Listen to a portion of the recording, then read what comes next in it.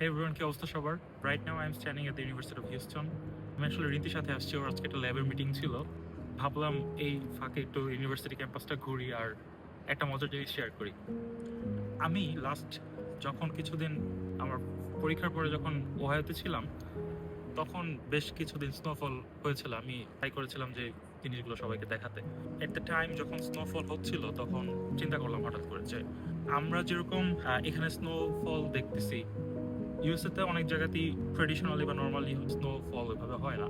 2-3 বছর পর পর একবার হয়তো হয়, যেমন হিউস্টন বা টেক্সাসের অনেক জায়গাতেই, তারপর ফ্লোরিডা, এসব জায়গায় হচ্ছে অনেক বছর পর পর একবার স্নোফল হয়।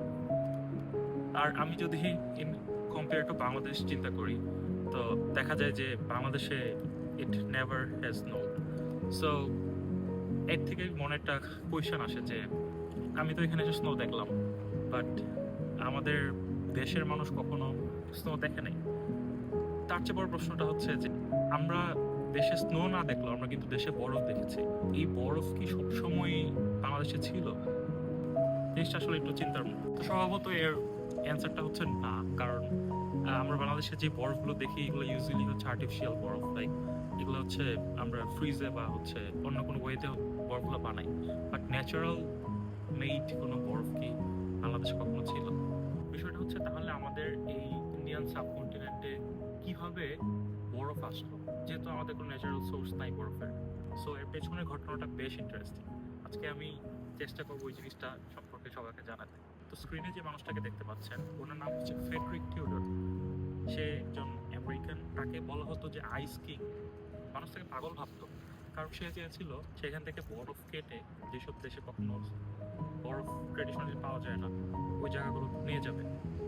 আর তার জন্য সে ম্যাসাচুসেটস অঙ্গরাজ্যের ওয়েলডেন পন্ড অ্যান্ড ওয়েনহ্যাম লেক থেকে বরফ কেটে সে ইন্ডিয়ান সাবকন্টিনেন্টের উদ্দেশ্যে রওনা দেয়। ওটা ছিল 1833 মে মাসের কোনো এক সময়ে টাস্কনি নামের এক জাহাজে করে ফ্রেডরিক টিউডর 180 টনস অফ আইস নিয়ে যাওয়া শুরু করে।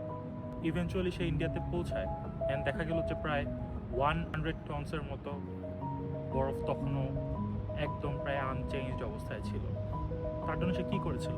সে এখানে এক ধরনের ইনসুলেশন ইউজ করেছিল। প্রশ্ন হতে পারে যে তখনকার সময় কি ইনসুলেশন টেকনোলজি এতটা আপগ্রেডেড ছিল?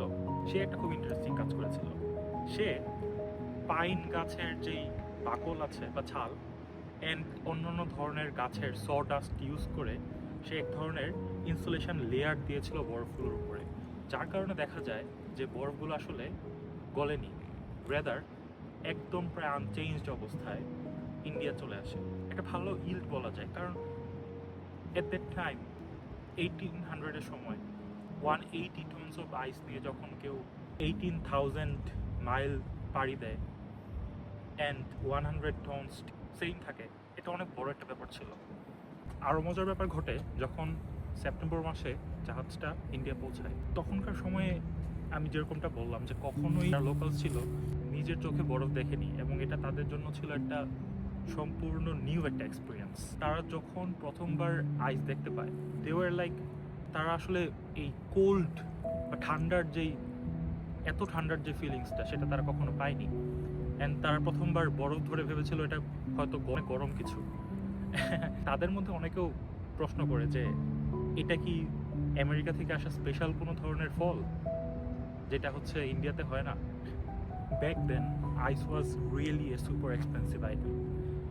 শুধুমাত্র বড়লোক বা যার সুপার রিচ অ্যান্ড ব্রিটিশ অফিসাররাই কেবলমাত্র এটা অ্যাফোর্ড করতে পারত।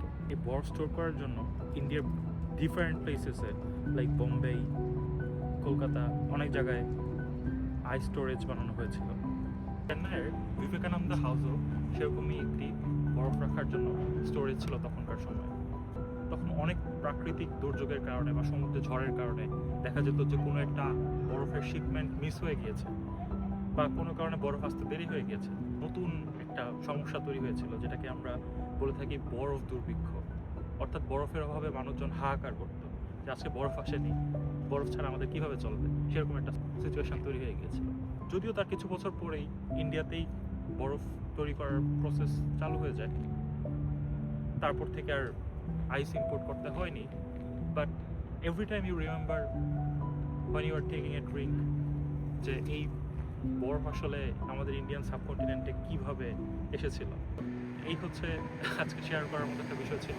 এখন প্রায় বিকাল হয়ে যাচ্ছে। আজকে হিউস্টনে আমার প্রথম দিন, ভাবলাম একটু ঘোরাঘুরি করি, প্লাস আপনাদের সাথে জিনিসগুলো শেয়ার করি। Houston is a nice place, একটু ঘোরাঘুরি করবো, দেখা যাক, অনেকদিন আছি এবার। See you in the next time, take care.